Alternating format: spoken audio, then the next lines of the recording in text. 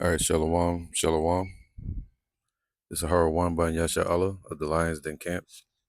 Before I begin, I want to say Kal Halayim, La Yahweh, by Hashem Yahushai, by Hashem, Harakah Kodash, Ma'amath, double honor to the elder apostles of GMS and the elders. Shalom to you, Akim, Nagwatim, and children that believe in sincerity and truth around the four corners of the earth. As you know, the U.S. has officially put on an alleged blockade um, in the waters of the Strait of Hormuz near Iran. And yeah, this is it, man. It's prophecy moving so fast, you can't even keep up with it. Um, now, basically, the world should expect Russia and China to get heavily involved, and that's the uh, strategic move that the Persians have up their sleeve. One, to bleed this place out. That's what they're doing. They already know that basically Babylon is hurting themselves at this point. By attacking the country that they presumed was weak. Now they found out that this country is actually strong, and their strategy is working against the gamble or bluff that strategy that the West is using, which is more related to poker. Bluffing, gambling, can't walk away from the table when they're losing. But Iran is playing chess, actually chaturanga, which deals with multiple nations. So they have a strategy, man. Sheesh, you can't even. It's so expansive. You can't even speak on it in one conversation. They got the what's that? The UAE, Qatar. The Western allied nations over there in the Middle East. They got them in a grip, or should I say, in their aim. You got the trigger pointed at them in case they uh, need to fire upon them if Israel continues to strike Iran. Then you got Iran making a choke point with those mines in the water,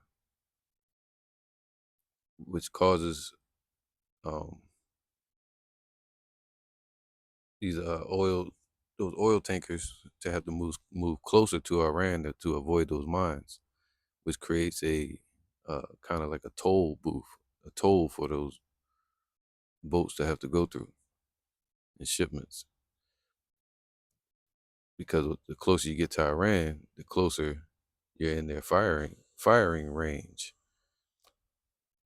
Just like this blockade is putting the U.S. ships closer to Iran's firing range and what they call a mosquito fleet, which is like speed boats, drone boats, submarine boats. That's drones and you know uh, planes, like drones, kamikazes. Um, so this is and now DJT is threatening to use the same technology they used on the South what the uh, South American nations. I would say, also Venezuela when they was attacking those boats out in the ocean. He said he's gonna use that same system.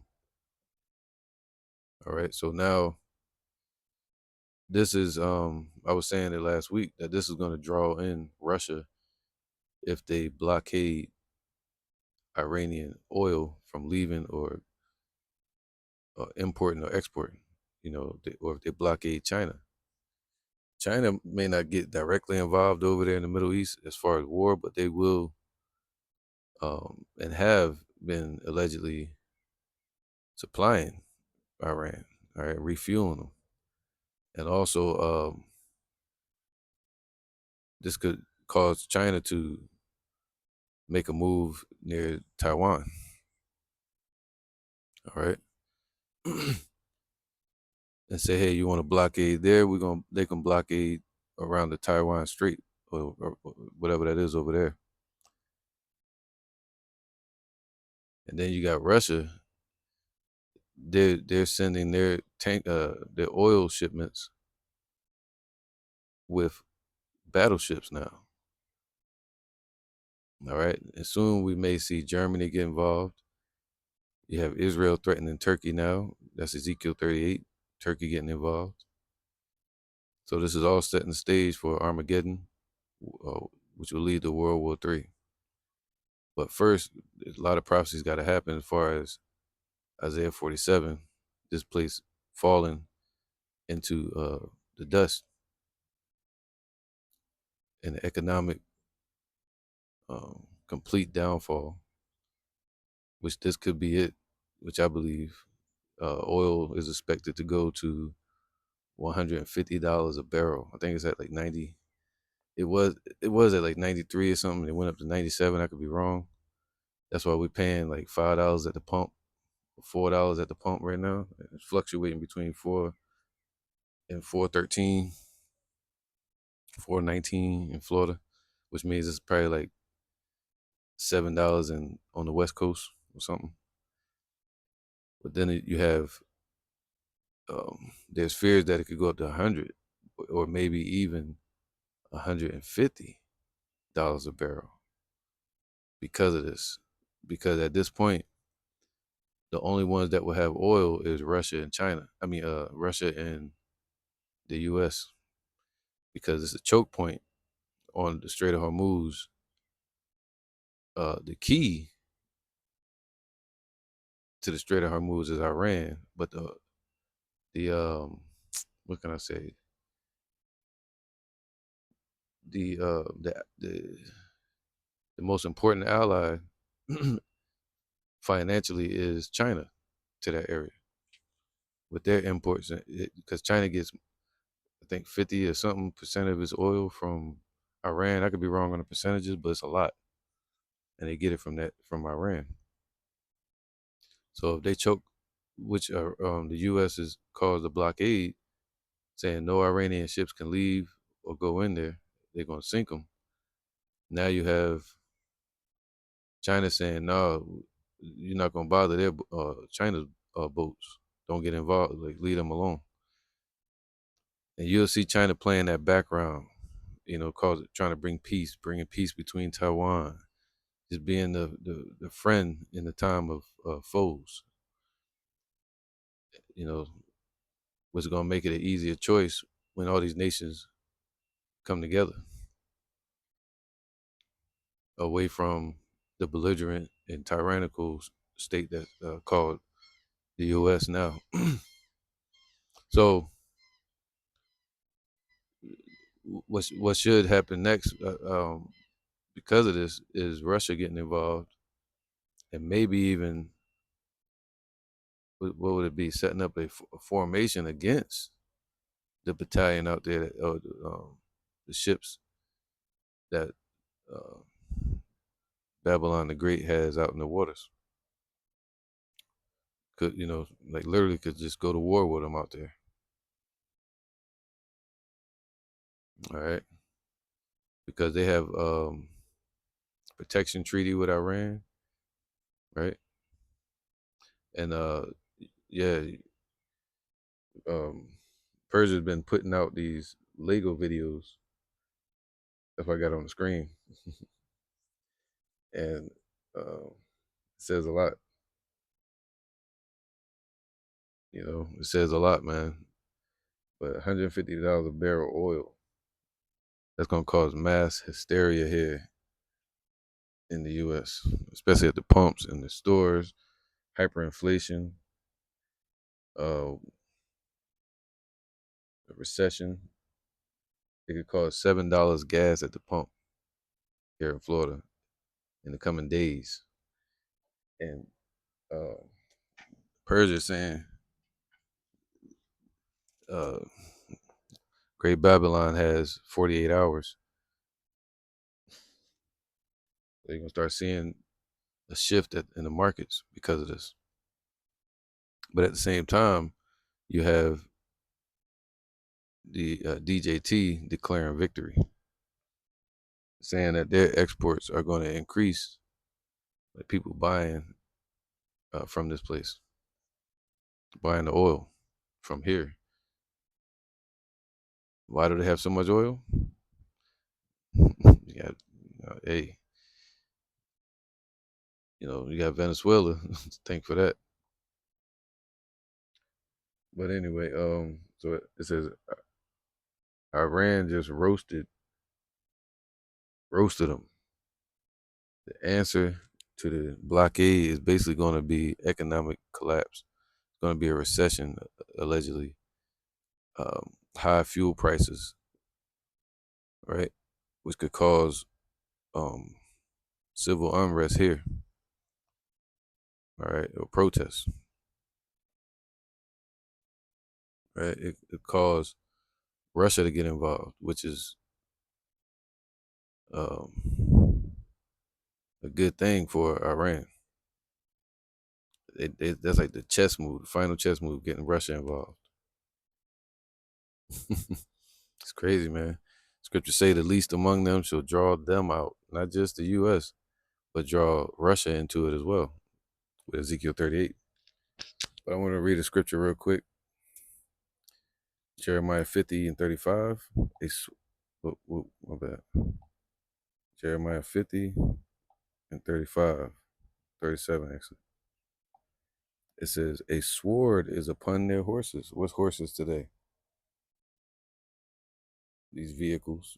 What do you feed horses with? Fuel, which would be called food, crops.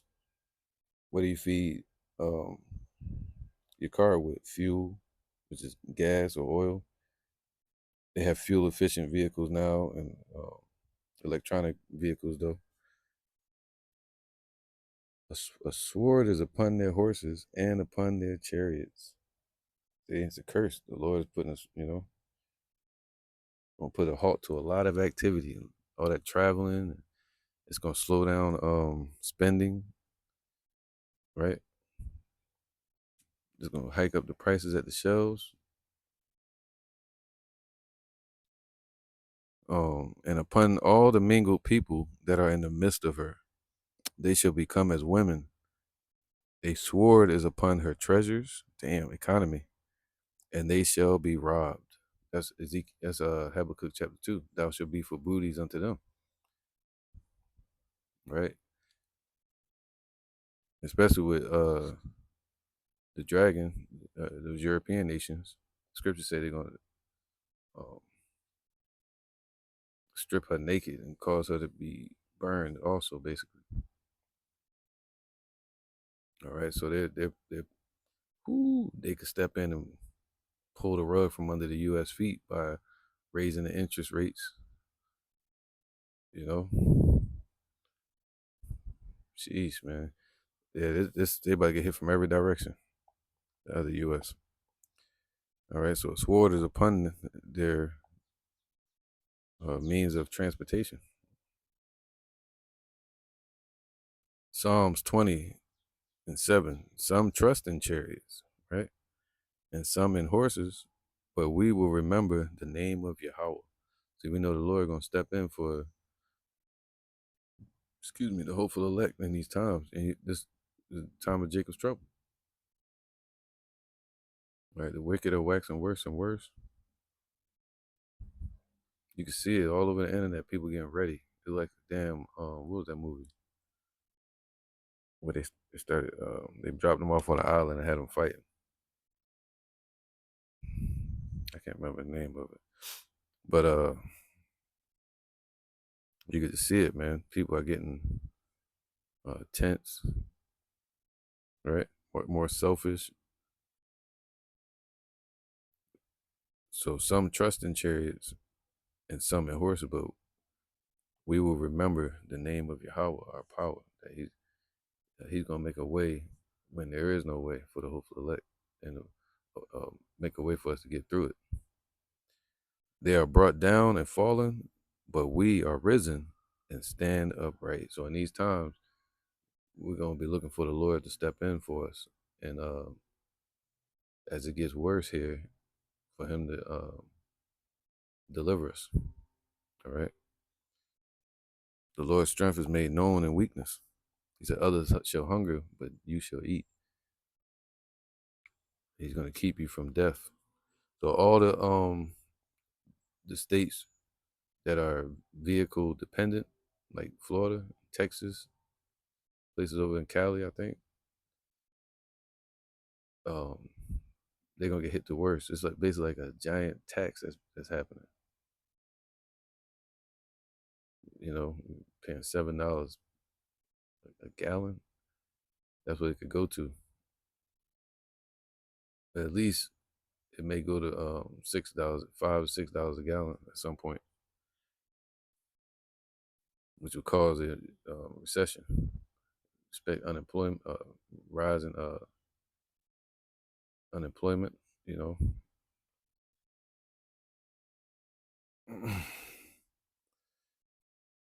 know, businesses shutting down, liquidating, going overseas.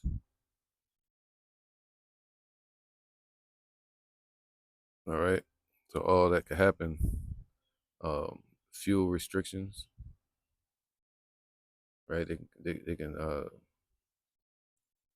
put something in place like they're doing. I forgot where it was.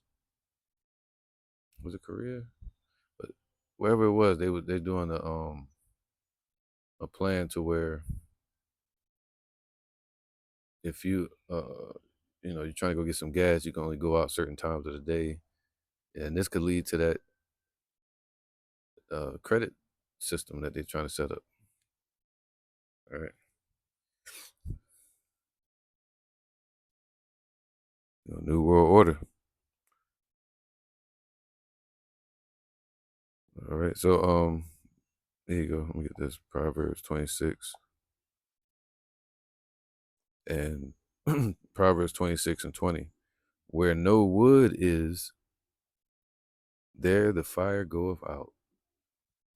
Scripture's using this as an example of saying tail bearing and strife, like with the current administration. They're causing strife, which is fueling this war. But it's also using the example of where there's no fuel, the fire goeth out. So where there's no fuel, the economy gonna fail. The resources gonna stop. The fertilizer gonna stop because of the factories and the manufacturing gonna stop.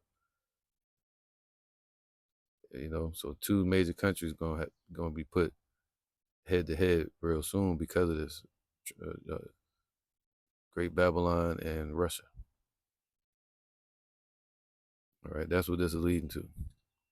We should expect to hear more about Russia in the coming days around that area in the Middle East. And China expanding its reach and showing itself more protective of the Iranian state. But as coals, I'm gonna read that again, Proverbs 26 and 20, where no wood is, there the fire goeth out. All right. So where there is no talebearer, the strife ceaseth. And also the talebearer would be Netanyahu and his DJT's administration, telling him that he could win this war, that they're winning the war, or allegedly um, seeing those videos where Iran is attacking the U.S. military, telling him that they're AI, and he's like, "Oh, it's fake then." So we're winning. You know, this is allegedly. But where there's no talebearer, the strife would cease. Why? Because that talebearer is the least that's among them that's drawing them out into this war. They got a nuke and they're trying to destroy within 2 weeks, right?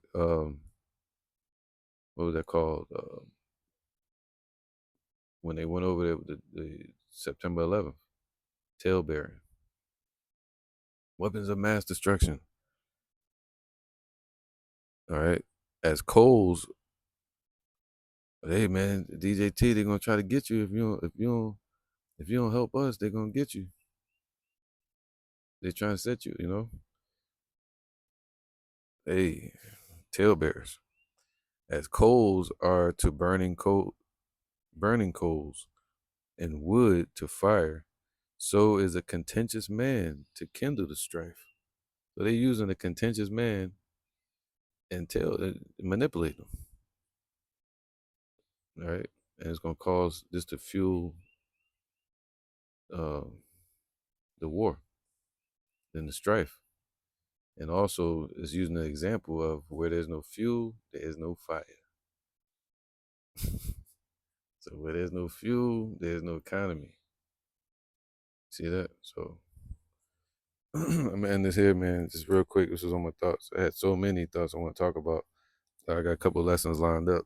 It's, uh, it's not going to be as short as this. So with that, I'm gonna say shalom. See you on the next one, and stay focused and in the spirit, because the prophecies are happening, and they happen rapidly.